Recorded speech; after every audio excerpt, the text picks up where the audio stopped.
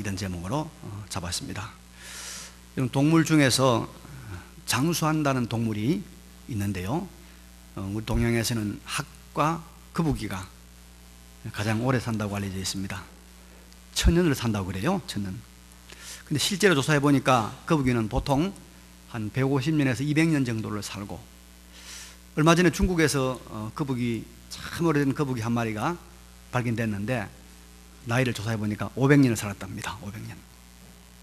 근데 우리 사람은 여러분, 잘 살아야 100년이고 그 100년도 마지막은 사실은 산 것이 아니라 괴로운 세월이죠. 만물의 아주 영험한 우두머리, 영장이라는 사람이 거북이만도 못한 그런 수를 누리며 살아간다는 것은 무엇인가 문제가 있는 거 아니겠습니까? 생명 있는 존재에게 있어서 가장 중요한 것은 생명의 기한 아니겠습니까? 그런데 사람과 짐승이 그게 서로 맞지 않습니다. 가장 귀한 존재인 사람은 100년도 못 살고, 귀하지 않은 거북이는 오래 사니까 뭔가 맞지 않는다, 그런 말입니다.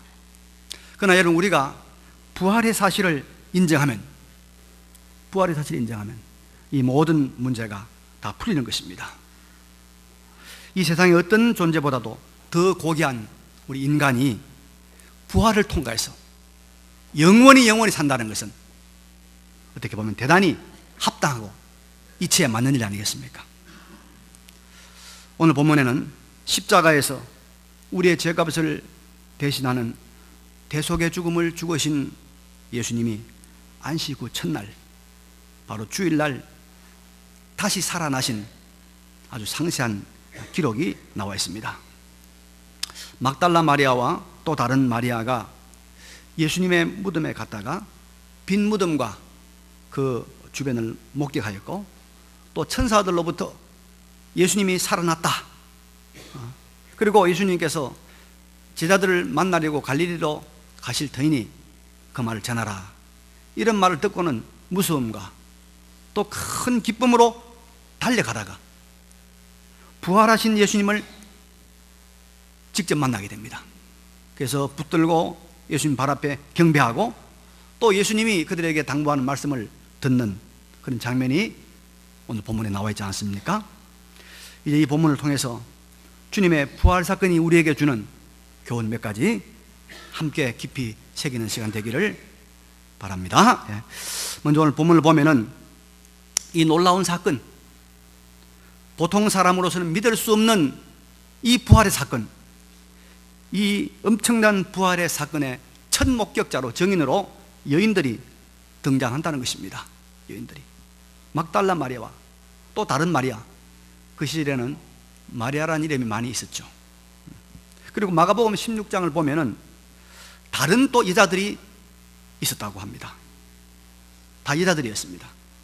근데 여러분, 이 사람들은 초대 교회가 예수님의 부활을 증거하는 증인으로 내세우기에는 적합하지 않는 사람들입니다. 왜냐하면 대단히 죄송한 이야기지만 그 당시에는 이런 말이 있었습니다. 여자들은 다 거짓말쟁이다, 그런 말이 있었어요. 아주 여자들은 인격적으로 그렇게 인정받지 못하던 시대였습니다. 요즘 이런 말을 공석에서 한번 했다가는 그야말로 하루아침에 매장을 당하고 밥도 못 얻어먹고 잘못하면 맞아 죽죠, 그죠? 그러나 그 당시에는, 아니, 오랜 세월 동안 여자들은 그런 인정을 받았습니다. 그랬습니다. 그래서 부활이 진정한 역사적 사건이 아니었다고 하면 그 시대는 도무지 살아남을 수 없는 떠도는 이야기가 될 수밖에 없습니다. 왜냐하면 말하는 사람들이 거짓말쟁이 여자들이거든요. 그래서 잠시 동안 떠돌다가 곧 없어져 버릴 여자들의 헛된 소문 정도였을 것입니다. 그러나 예수님의 부활은 너무나도 확실한 사실이고 역사적 사건이기 때문에 이런 여인들의 증언이라고 하는 약점에도 불구하고 온 세상을 뒤덮고 말았던 것입니다. 그래서 고린도전서 15장 3절 이후에 우리 교동문 읽었지 않습니까? 사도 바울이 이렇게 증언하고 있습니다. 내가 받은 것을 먼저 너희에게 전하였노니 이는 성경대로 그리스도께서 우리 죄를 위하여 죽으시고 장사 지낸 바 되셨다가 성경대로 사흘 만에 다시 살아나사 게바에게 보이시고 후에 12 제자에게와 그 후에 500여 형제에게 일시에 보이시나니 그 중에 지금까지 대다수는 살아있고 어떤 사람은 잠들었으며 그 후에 야고보에게 보이셨으며 그 후에 모든 사도에게와 맨 나중에 만삭되지 못하여 난 자 같은 내게도 보이셨느니라. 이렇게 증언하고 있습니다. 바울이 500여 형제가 주님을 보았고 지금도 살아있다고 이 말을 했단 말이죠. 만약에 이 말이 거짓이라면 이 문서는 폐기 처분됐어야 될 거 아닙니까? 예수님 사건 한 60년, 70년쯤 지난 다음에 주 117년에 로마의 트라이안 황제라는 황제가 기독교인들을 많이 비판했는데 그때 순교한 ig나티우스라고 하는 유명한 교부가 남긴 말입니다. 그때 말입니다. 예수 그리스도는 빌라도 통치 기간에 진실로 핍박을 받았고 진실로 십자가에 못 박혔으며 진실로 죽은 자 가운데서 부활하였다. 그 예수의 부활을 믿는 자 역시 부활하게 될 것이다. 이 말을 하면서 그가 목숨을 던져 순교했던 것입니다. 지금도 이 지구상에 사는 수억의 진실한 크리스찬들은 예수의 부활 사실을 인정하고 그가 살아있음을 경험하고 고백하고 있는 것입니다. 예수의 부활 사건의 역사적 진실을 믿으시기 바랍니다. 그런데 여러분, 이러한 확실한 예수님의 부활이 나와 우리와 무슨 상관이 있을까요? 우리의 구주 나사렛 예수는 죽음을 이기고 부활하셨다. 우리는 살아계신 부활하신 예수 믿는다. 이것만으로도 우리는 너무나도 감사하고 감격이죠. 그런데 성경은 그게 끝나지 않습니다. 고린도전서 15장 20절 이하에 하나님이 이렇게 우리에게 말씀합니다. 그러나 이제 그리스도께서 죽은 자 가운데서 다시 살아나사 잠자는 자들의 첫 열매가 되셨도다. 사망이 한 사람으로 말미암았으니 죽은 자의 부활도 한 사람으로 말미암는도다. 아담 안에서 모든 사람이 죽은 것 같이 그리스도 안에서 모든 사람이 삶을 얻으리라. 할렐루야. 삶을 얻으리라. 예수 그리스도의 부활을 따라서 우리도 부활한다는 것입니다. 부활한다는 것입니다. 전능하신 하나님의 능력으로, 무한하신 하나님의 그 놀라운 권능으로 우리가 다시 부활하여 영원히 산다는 것입니다. 거북이보다, 학보다, 아니 불사조보다 더 오래 영원히 우리가 산다는 것입니다. 이게 여러분, 전능하신 창조주 하나님이 그의 하나밖에 없는 독생자 예수 그리스도의 피값을 주고 산 아들에게 줄 만한 선물이 아닙니까? 그렇게 귀하게, 그렇게 하나밖에 없는 독생자의 피값으로 구원한 자녀라면 이 정도의 은혜는, 이 정도의 선물은 주시는 것이 당연하지 않느냐 이 말입니다. 예수의 부활은 곧 나의 부활입니다. 예수가 부활했기 때문에 우리도 부활합니다, 여러분. 그래서 이 부활의 신앙을 가진 사람이 가장 강한 사람이고 가장 행복한 사람이고 가장 큰 일을 하는 사람입니다. 미국의 보스턴에 가면 코넬 신학대학원이라는 신학교가 있습니다. 많은 목사들이 여기서 배출됐는데 이 신학대학원에 살려면 아주 감동적인 일화가 있습니다. 남북전쟁이 일어났을 때 러셀 코넬이라고 하는 불신자가 대령으로 전쟁에 참전하게 됩니다.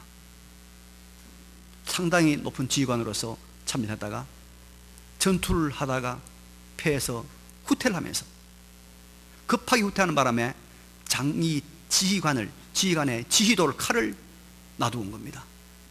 지휘관으로서 너무 수치스럽고 부끄러워서 닝이라고 하는 소년에게 네가 내 지휘도를 찾아올 수 있느냐? 찾아올 수 있다는 겁니다. 이 소년이 그 지휘도를 찾으러 갔습니다. 목숨을 걸고 적진속을 헤매면서 칼을 찾았는데 총에 맞았습니다. 피를 많이 흘렸습니다. 그래서 거의 쓰러지는 상태로 칼을 가지고 와서 천막에 들어와서 칼을 받치고는, 그리고 마지막에 눈을 감습니다. 그 눈을 감을 때 대령을 향해서 이 코넬 양이 이렇게 말했습니다. 나는 죽음을 두려워하지 않습니다. 부활하신 예수님이 나와 함께 계시기 때문입니다. 그분은 나의 친구이기 때문에, 나는 부활이 있기 때문에 죽음이 두려워하지 않습니다. 이 말을 남기고 죽어갑니다. 이렇게 말하는 것을 홀로 지켜본 무신론자였고 회의론자였던 코넬은 그 모습을 보면서 시체 앞에 무릎을 꿇고 앉아서, 오 주여, 이 어린이 앞에서 나는 어떻게 하면 좋겠습니까? 주여, 이 어린아이가 찾는 하나님을 위해서 제가 몸을 바치겠습니다. 회심했습니다. 결단했습니다. 전쟁이 끝난 다음에 그가 신학을 공부했습니다. 자기의 전 재산을 다 틀어서 코넬 신학교를 세웠습니다. 그리고 거기서 그 유명한 미국의 템플 유니버시티, 템플 대학교를 그가 세워서 수많은 지도자를 배출해 냈던 것입니다. 어린 소년 링의 부활신앙이 이런 엄청난 일을 해낸 것입니다. 우리 모두 예수의 부활을 믿고 나도 부활할 것이라는 이 부활의 신앙으로 살아갈 때 우리는 이 땅에서 가장 강하고 가장 큰 일을 하나님께서 우리를 통하여 해내실 줄을 믿습니다. 근데 여러분, 오늘 본문은 자세히 보면 어떤 사람이 이 부활의 주님을 가까이 만날 수 있는 사람인가를 우리에게 깨닫게 해주고 있습니다. 부활의 주님을 만난 이 막달라 마리아와 다른 마리아의 믿음의 행동, 이 믿음의 행동은 오늘 우리가 부활의 주님을 어떻게 만날 수 있는가에 대한 답변을 해주고 있습니다. 여러분, 오늘도 부활하신 주님, 살아계신 하나님의 아들 예수 그리스도를 영으로 만나는, 살아계신 주님을 영으로 만나는 경험과 체험을 하는 사람은 이런 사람들이라는 것을 우리가 알아야 합니다. 무엇입니까? 첫째는 새벽에 무덤으로 달려가는 사람들입니다. 새벽에 무덤으로 달려가다니, 그 무슨 묘지로, 이게 무슨 말입니까? 이 여인들이 무덤으로 그 새벽에 달려간 이유가 있습니다. 누가복음 24장 1절에 보면 이 여인들의 행동을 이렇게 설명해 주고 있죠. 안식 후 첫날 새벽에 이 여자들이 그 준비한 향품을 가지고 무덤에 가서 돌이 무덤에서 굴러 옮겨진 것을 보고 들어가니 주 예수의 시체가 보이지 아니하더라. 그들이 새벽에 무덤으로 달려간 이유는 예수님의 시체 향품을 바르는 마지막 봉사, 마지막 헌신을 하기 위한 모습이었습니다. 그들이 주님으로 하나님이 보낸 선자로 알던 그 나사렛 예수, 그들이 순종했던 그 예수가 바리새인들과 대제사장들에 의해서 체포를 당합니다. 그 놀랍고도 위대한 메시아의 능력, 그 권세 한 번도 사용하지 않으시고 그냥 맥없이 붙잡혀서 십자가에 죽으셨습니다. 대속의 죽음을 죽으신 것이죠. 그 죽으신 예수님을 향한 그들의, 이 여인들의 마지막 헌신, 마지막으로 우리가 우리의 구주 예수를 위해서 우리가 뭘 할 것인가? 무덤에 찾아가서 그 향품을 바르자. 향품을 바르자. 그것이었습니다. 그래서 그들이 새벽에 무덤으로 갔고, 그리고 그들은 거기서 부활하신 예수님을 만난 것입니다. 오늘도 주님께 헌신하는 사람이 살아계신 주님을 더 확실하게, 더 분명하게 만나게 될 줄로 믿습니다. 여러분, 오늘도 멀찍이 주님을 따라가는 사람은 베드로처럼 주님 모른다고 부인하고 주님을 배반하는 자리에 이를지도 모릅니다. 언제나 멀찍이서 신앙생활하는 사람이 항상 문제입니다. 항상 주님을 만나지 못합니다. 그러나 이 여인들처럼 위험을 무릅쓰고 두려움을 감수하고서라도 주님께 헌신하려는 사람은 주님이 만나주시는 것입니다. 그래서 주님 우리에게 뭐라고 말씀합니까? 섬기라, 헌신하라, 봉사하라. 섬김과 헌신과 봉사를 통해서 제공되는 우리의 수고, 우리의 시간, 우리의 물질, 지식, 재능 다 귀하죠. 그걸로 주님이 여러 가지 일을 하시죠. 그러나 더 중요한 것은 그것을 통해서 주님을 만나는 은혜를 주시겠다는 것이에요. 주님을 만나는 은혜를 주시려고 주님께서 헌신하라, 봉사하라는 거예요. 그래서 주님의 몸된 교회를 봉사하는 사람은, 헌신하는 사람은, 주님께 향품을 바르겠다고 가져오는 사람들은 누구나 예수의 빈 무덤을, 부활하신 예수님의 소식을 접하게 되는 것입니다. 그래서 주님이 살아계셔서 우리를 도우시는구나, 주님이 부활하신 주님이 살아계셔서 우리 배우에 계시는구나를 고백하게 되는 것입니다. 섬기고 헌신하고 헌금할 수 있어야 신앙이 자랍니다. 여러분, 주님을 만나는 거예요. 예수를 믿고 제자리 것만 하지 말고 헌신과 봉사와 섬김의 자리로 진일보해서 부활하신 주님을 가까이서 확실하게, 분명하게 만나시는 여러분 되시기 바랍니다. 새벽에 왜 달려가느냐? 향품 바르려고, 주님께 마지막 헌신하려고. 헌신하는 자 주님 만납니다. 틀림없습니다. 두 번째로, 주님을 만난 이 여인들이 가지고 있었던 아주 놀라운 모습 하나를 우리는 찾아볼 수가 있습니다. 8절 9절 말씀을 보면요,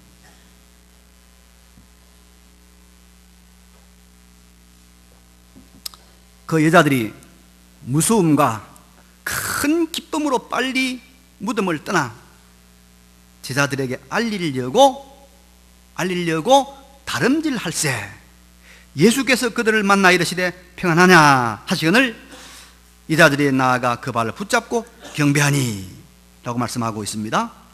이 여인들이 천사가 전해준 예수 부활의 소식, 하나님의 말씀, 부활의 메시지, 복음 메시지, 그것을 들고 신속히 달려가는데 그 메시지의 주인공 되시는 예수님이 나타나 주신 것입니다. 이 여인들이 더욱 확실하게 부활하신 주님을 육체적으로, 감각적으로 만나게 되었다, 그런 말입니다. 여러분, 부활의 주님은 살아계신 예수님을 전하겠다, 복음의 메시지를 전하겠다, 그 마음으로 달려가는 사람에게 나타납니다. 그래서 그래, 네가 전한 그 말, 네가 선포하려고 하는 그 복음이 사실이다, 진실이다, 그것을 분명하고도 확실하게 해주시는 것입니다. 그래서 여러분, 전도의 현장, 복음 전파의 그 현장, 말씀 순종의 그 현장에서 주님은 언제나 분명하게 살아 역사하는 것을 우리가 경험하게 되는 줄로 믿습니다. 선교사님들이 참 많은 고생을 하지요. 외국에서 산다는 것 자체가 얼마나 힘듭니까? 때로는 생명의 위협도 느끼고 가족들의 또 여러 가지 불편한 점, 자녀들의 교육, 참 외롭고 힘든 사역을 합니다. 우리가 선교사를 위해 늘 기도하고 또 많이 후원해야 됩니다. 그런데 그렇게 힘들고 어렵지만은 그분들은 그 사역을 감당하는 즐거움이 있다는 거예요. 기쁨이 있다는 거예요. 그게 뭐냐면 그 현지에서 부활의 주님을, 살아계신 하나님을 더 확실하고도 더 분명하게 만난다는 것입니다. 이것이 선교사의 축복이라는 것이죠. 그 은혜가, 그 축복이 있기 때문에 모든 시련들을 잘 견딘다는 것입니다. 여러분, 우리가 부활의 복음, 하나님의 말씀을 붙들고 달려갈 때, 그때 그 말씀의 주인공 되신 부활하신 예수 그리스도가 감각적으로, 시각적으로 우리 삶 속에서 우리를 만나주신다는 거 믿으시기 바랍니다. 바랍니다. 한때 세계의 아주 유수한 기독교회의 대표들이 모여서 회의를 했습니다. 회의의 주제가 뭐냐 하면은, 하나님이 살아계심을 좀 우리가 알려줘야 되겠는데 어떻게 하나님의 살아계심을 증언할까, 증거할까, 그런 내용이었습니다. 많은 신학자, 목사들이 여러 가지 의견을 제시했는데 묵묵히 듣고만 있던 소련 공산 치하에서 신앙생활을 하다가 어렵게 그 대회에 참석한 소련에서 온 대표들이 이렇게 말했습니다. 무엇을 그리 어렵게 생각하십니까? 아주 간단합니다. 성경 말씀대로 살아보면 됩니다. 살아보면 됩니다. 복음대로 살아보면 하나님이 살아계심을 너무나도 확실하게 알 수 있습니다 하니까 모두가 다 입을 다물고 그 말이 맞다, 그 말에 동의했다는 것입니다. 여러분, 하나님의 말씀을 듣고 달려가면, 하나님의 말씀을 들고, 하나님을 붙들고 내가 선교의 현장으로, 복음 전파의 현장으로, 순종의 현장으로 달려가면 주님은 그 길에서 우리를 만나주시는 것 믿으시기 바랍니다. 만나주셨어요. 그래서 발 붙들고 막달라 마리아가 주님을 경배하지 않았습니까? 우리가 하나님의 말씀을 들고 가면 하나님께서는, 그래, 네가 전하려고 한 그 말이 진실임을 내가 지금 보여줄게, 내가 지금 너를 만나줄게, 만나준다는 것입니다. 여러분, 오늘도 이 말씀은 그대로 우리 모두에게 유효한 줄로 믿습니다. 하나님 말씀 붙들고 살면, 예수의 복음 전하려고 전도하면 살아계신 부활의 주님을 만나게 될 줄로 믿습니다. 만나는 겁니다. 예, 말씀을 정리하겠습니다. 예수의 부활은 역사적 사실이고, 부활하신 예수님은 지금도 살아계십니다. 살아계십니다. 그리고 우리도 이 예수의 부활에 연합한 자가 되어서 부활하여 영원히 살게 될 줄로 믿습니다. 이게 우리가 예수를 믿는 가장 중요한 이유입니다. 그래서 바울이 부활이 없다면 우리가 이 세상에서 가장 불쌍한 자다 말했습니다.